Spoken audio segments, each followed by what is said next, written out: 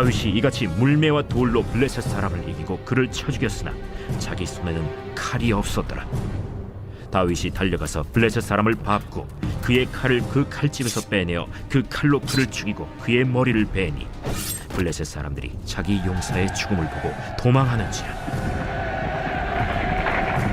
이스라엘과 유다 사람들이 일어나서 소리 지르며 블레셋 사람들을 쫓아 가이와 에그론 성문까지 이르렀고 블레셋 사람들의 부상자들은 사라임 가는 길에서부터 가드와 에그론까지 엎드러졌더라. 이스라엘 자손이 블레셋 사람들을 쫓다가 돌아와서 그들의 진영을 노략하였고 다윗은 그 블레셋 사람의 머리를 예루살렘으로 가져가고 갑주는 자기 장막에 두니라. 사울은 다윗이 블레셋 사람을 향하여 나아감을 보고 군사령관 아브넬에게 묻되 아브넬아, 이 소년이 누구의 아들이냐? 왕이여, 왕의 사심으로 맹세하옵나니 내가 알지 못하나이다.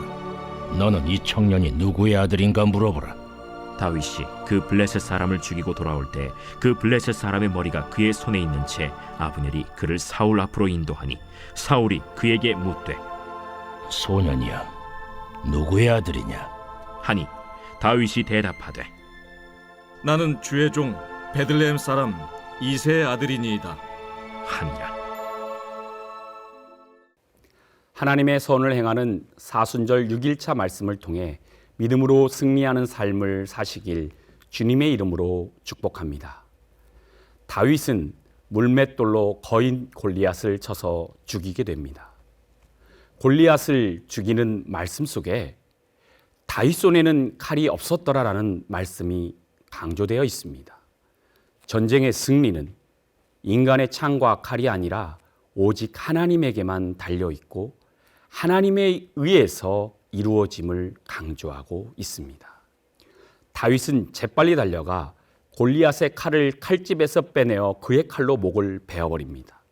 어제 말씀 46절에서 하나님이 다윗에게 주신 약속의 말씀이 이루어지고 있는 것이죠. 다윗에 보이지 않는 하나님의 능력을 확신한 믿음에 대한 고백이 그대로 성취된 것이며 이를 통해 하나님의 살아계심이 증명된 것이죠. 다윗의 승리로 블레셋 사람들은 도망을 치게 됩니다.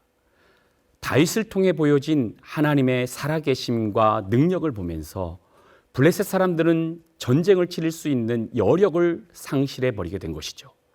이 순간을 놓치지 않고 이스라엘 사람들은 블레셋 사람들을 쫓아가 대승을 거두게 됩니다. 사실 다윗이 골리앗을 치기 전까지 이스라엘 군대는 자신들이 이길 수 없다는 패배의식에 사로잡혀 있었어요. 하지만 다윗이 믿음으로 승리를 거두자 그들도 하나님으로 인해 전쟁에서 승리할 것이라는 믿음을 함께 갖게 됩니다.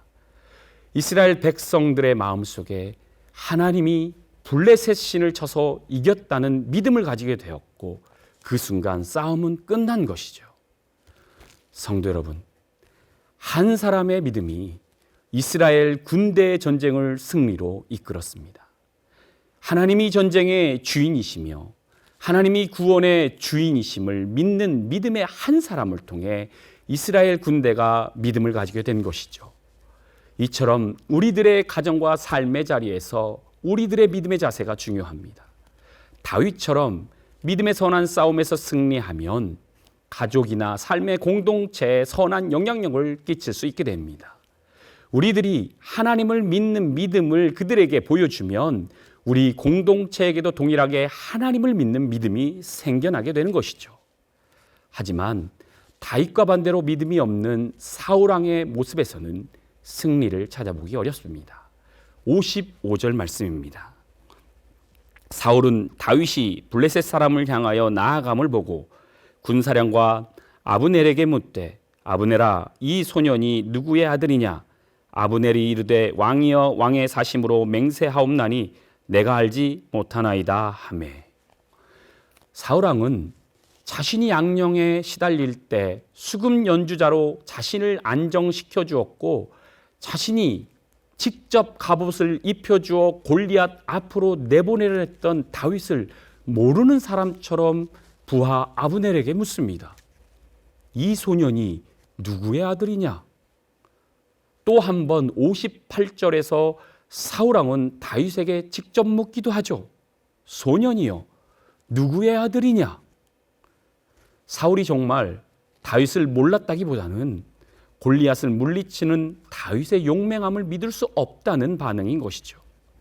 목동이었던 어린 소년이며 수금이나 뜰 줄 알았던 자였던 자가 골리앗을 물리치고 백성들을 이끌어 전쟁으로 승리로 이끌고 있는 다윗을 인정할 수 없다는 표현인 것입니다.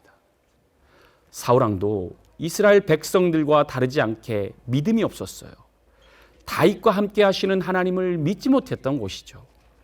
사울왕과 부하 아브넬은 하나님보다 자신들의 전투 경험과 지식을 더욱 믿었기에 전투 경험이 전무한 다윗이 승리할 것이라고는 전혀 믿을 수 없었죠. 다윗이 골리앗을 두려워하지 않고 당당히 전투를 승리로 이끄는 모습은 그들의 머리로는 이해도 될 수 없고 상상도 할 수 없는 일이었습니다. 그래서 2번씩이나 자신들이 알고 있는 다윗이 맞는지를 확인하였던 것입니다. 성도 여러분, 우리들 역시 신앙생활을 하고 있지만 때로는 사울왕과 같이 자신의 경험을 더욱 믿을 때가 있습니다. 우리들이 영적인 전쟁터에 나가기 위해 많은 것들을 준비합니다. 우리들의 손에 세상에 이런 것들, 저런 것들을 쥐고 세상의 전쟁터에 나가서 싸우려고 합니다. 하지만 하나님의 전투 방식은 전혀 다릅니다. 하나님은 자신을 믿고 의지하는 자에게 승리를 허락해 주십니다. 전투 장비가 아닌 물맷돌만 가지고도 승리할 수 있음을 보여주셨고, 자기 손에 칼이 없어도 적군의 손에 있는 칼로 적을 벨 수 있다는 것을 보여주시기도 합니다. 오늘 말씀 속에 사울왕과 다윗의 가장 큰 차이점이 무엇입니까? 하나님을 믿고 신뢰하는 부분입니다. 사울왕은 외적인 껍데기를 중요하게 여겼어요. 그러나 다윗은 본질을 중요하게 여겼습니다. 본질인 하나님께 집중한 다윗은 승리를 가져왔지만 왕위에 집착한 사울왕은 모든 것을 잃게 됩니다.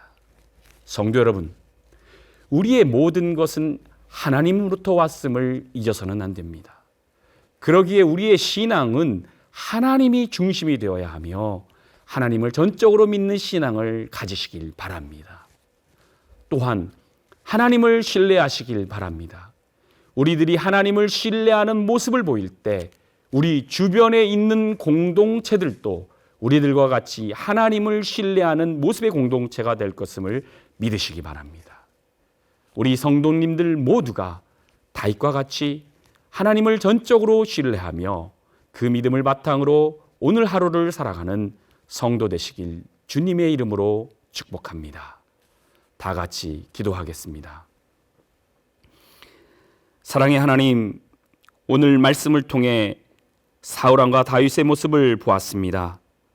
사울왕과 다르게 하나님을 전적으로 믿고 그 믿음으로 전투를 승리로 이끄는 다윗을 보았습니다.